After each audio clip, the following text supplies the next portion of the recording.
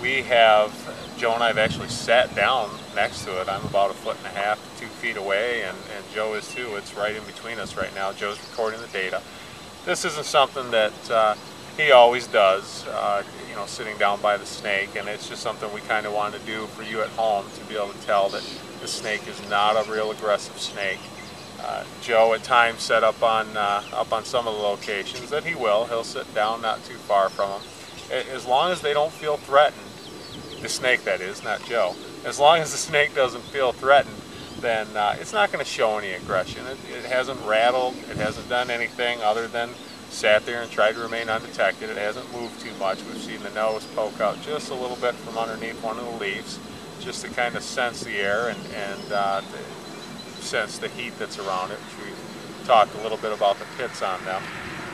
And it just goes to show you that it would take a lot to make the snake be aggressive. For us to be here and it's still to try to remain undetected just really reinforces how non-aggressive this snake is, and once again the misconceptions about the rattlesnake. The Eastern Massasauga rattlesnake is strictly carnivorous, with a diet consisting primarily of small rodents, especially voles and mice. The rattlesnake's ability to track down their prey using their tongue and heat-sensing pits help to make them a very successful predator within an ecosystem. Joe and Aaron are collecting data right now on one of the snake specimens we just found, and they're actually determining the snake's body temperature, also the temperature of the ground.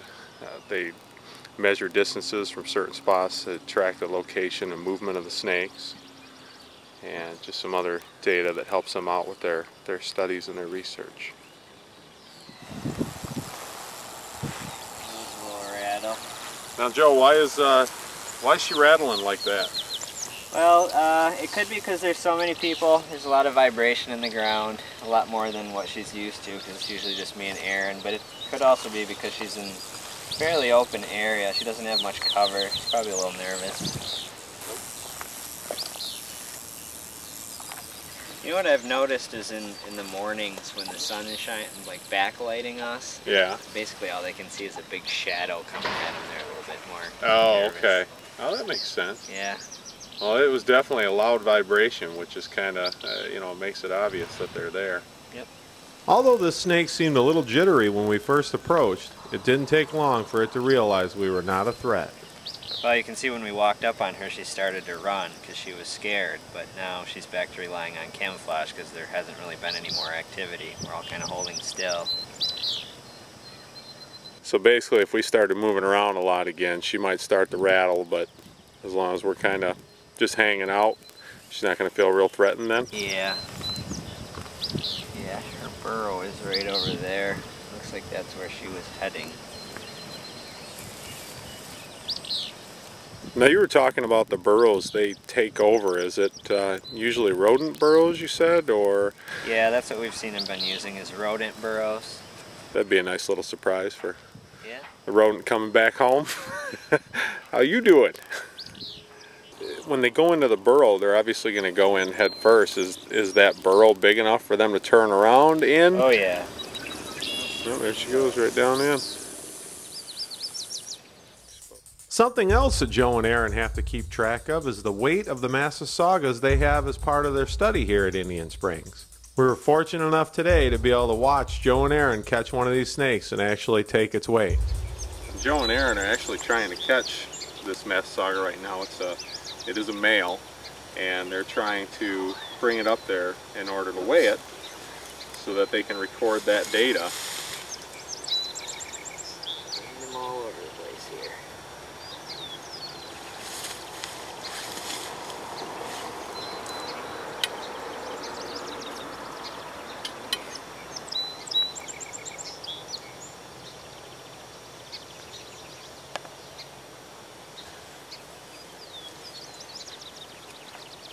Now, for their safety and the safety of the snake, they're actually going to put it in the bag. They already know the weight of the bag. So then when they weigh this entire bag with the snake in it, they'll be able to take away the weight of the bag and have the exact weight of the snake. It's not rattling at all because it's a little chilly out here. Normally this guy would be rattling away at us. He weighs 215 grams. Okay. And you guys just were looking at the nose too of what he weighed when you caught him, and it was last year that they first recorded the data on it? Last year in April. Okay, and how much did it weigh then? He was 129. Cool. Quite a difference there. Yeah. We hadn't had too much luck on having warm, sunny days for our adventures here with Joe and Aaron, but on this day, it was a whole different story. The sun was really trying to come out, and it was definitely a warmer day than our previous times out, so we were really hoping to have some good luck today. Now, I actually just stepped over, or actually the group of us did. We walked right over a rattlesnake, and it turns out this rattlesnake isn't a part of the ones they've been using for data. And we're trying to locate it again now. Actually, Amy spotted it right after we all stepped over it, and it started to rattle. But it just goes to show you with the habitat here that they can be anywhere, and if they're not one that these guys have on the beeper, we may be walking right over them. So, fantastic habitat though. We hadn't walked in much further on one of the deer trails when Aaron and Joe found a very large Massasauga that was part of their study. This one was buried so well, though, that we wouldn't have known it was there if it weren't for the radio signal. You can see these hummocks here that stand up in the real thick grass. He just darted right through it, and he's just buried inside of it. Aaron wasn't about to give up, though. He was determined to find this snake so we could take a look at it. Oh, there I see him. See his coil right there? There he is, head pointed at you. There you go. Hey Aaron, you say this is the biggest snake that you guys have? Yeah, by far. Previous to this snake, our largest snake by weight was about 230 to 250 grams. This one was weighed right before surgery, and it was at about 437. Wow. So lengthwise, he's not like double the length, but he's real heavy bodied and got a large head on him. About how long is this one? He is, I think, just under 2.5 feet. Okay.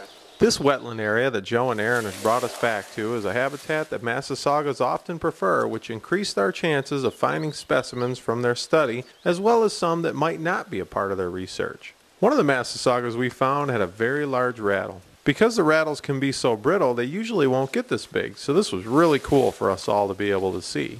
It definitely wasn't easy for us to spot Massasaugas in this habitat, as their pattern helped conceal them quite well among the vegetation.